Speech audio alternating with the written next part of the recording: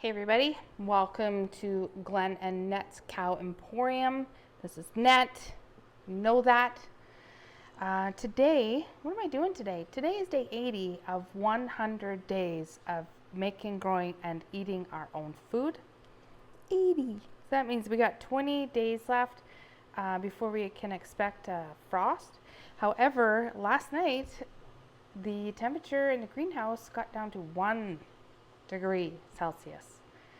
I woke up to the furnace running in the house and had even turned the furnace down after the kids had it up while Glen and I were away at the cabin for a couple days.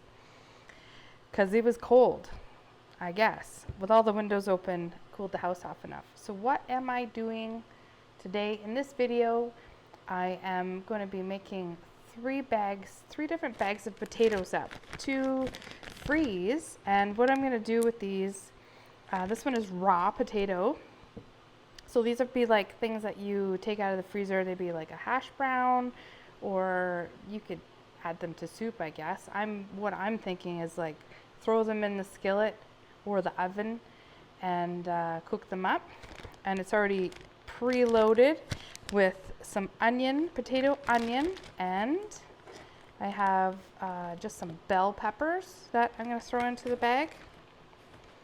So this is what I'm going to do. Some salt and pepper, sassafras. I know you can't see it, so I'm going to show you in a second, okay? It looks like I'm just dumping it on the counter to you guys. I know. I forgot the oil. My bad. Okay, this one is raw. I have a pot of potatoes that I'm going to parboil, not quite cook all the way through. And I have a bag pre-labeled for those guys.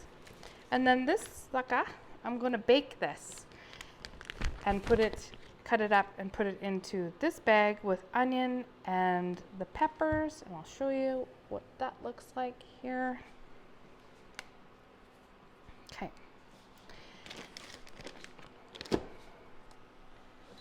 So I've chopped up the onions and the peppers, and I'm going to put them into the bags with the potatoes.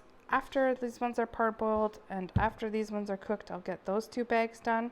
I'm going to drizzle a little bit of olive oil into this bag, swish it around, and see how that goes. I'd already dumped the sassafras in.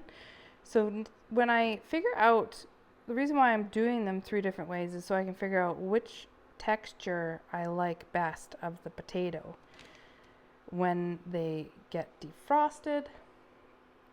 So also in this video today, you will see Glen and I making some sauerkraut with our last of the 3 cabbages. I just froze the last whole one today. I didn't have a bag big enough to put it in, so I wrapped it in saran wrap and then butcher paper.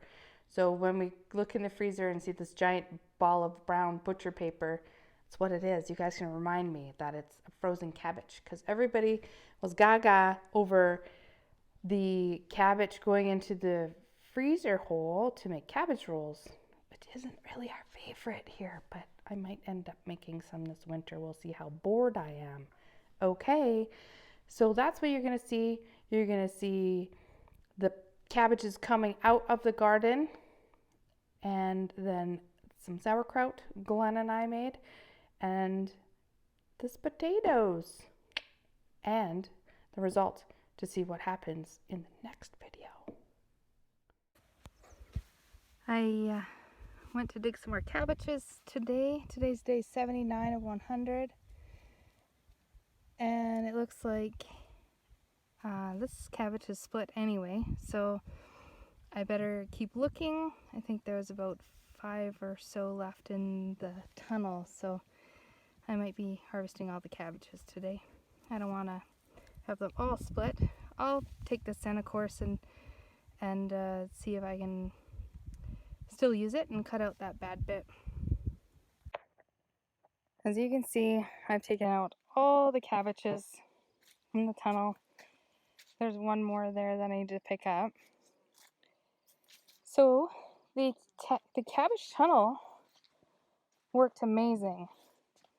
I'm going to keep these, the PEX line and the rebar pegs that we used to hold them in the ground.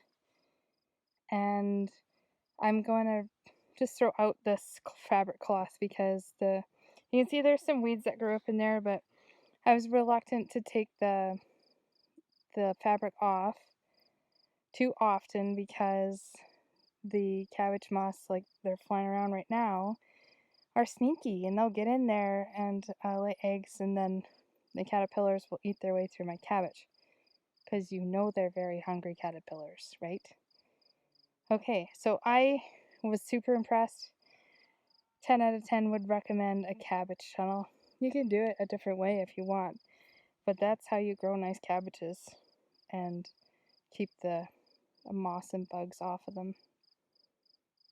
There you go. I'm going to be harvesting, well, along with my cabbages, all these kohlrabies today. These are at the point where they're not really going to be putting on any more size. I have a few new ones seeded when I did my last planter box seeding. So we'll see what they do. But so I'm going to pull these all out and harvest what's available. Math wizard. Buzzsaw. You told me to buzz off? Yes, I did. Oh, Glen's doing the math. I'm bad at math. We destroyed the cabbages. Look at all that cabbage. We're going to use this food grade bucket to make sauerkraut. Ooh, I'm going to wash it first though, because yes, I do see those bits in there. So look at the waste off of this cabbage. So it had, one of them had quite a bad spot inside of it. They all have a bad spot inside of them at a certain level. That one had quite a bad spot. And I think it was trying to grow new cabbages off of the stalk, which is so bizarre. You see this? Look at those. I think it was starting new cabbages on the inside. I should have picked them sooner. So I have one left down here. And I'm gonna clean that up and freeze it whole. It will have a bad spot inside of it too. We will just have to deal with that.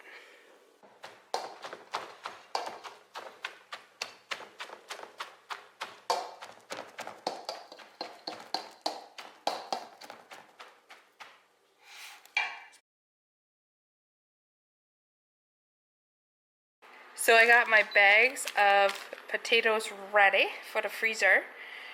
I'm gonna freeze them overnight and then I'm gonna cook them exactly the same way, so whatever way that is I decide.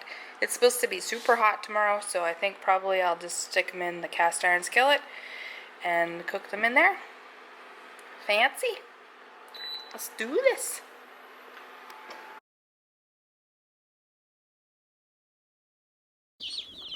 One.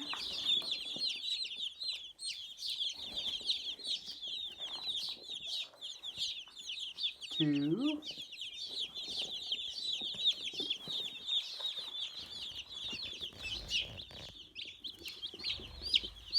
Three. 4.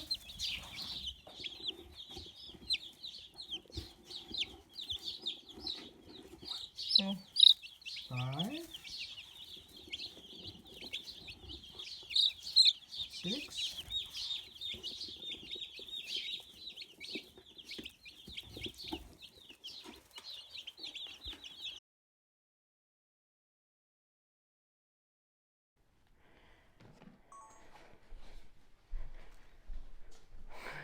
'Corbin's like, Mom, you're so lame. Oh, I'm still recording.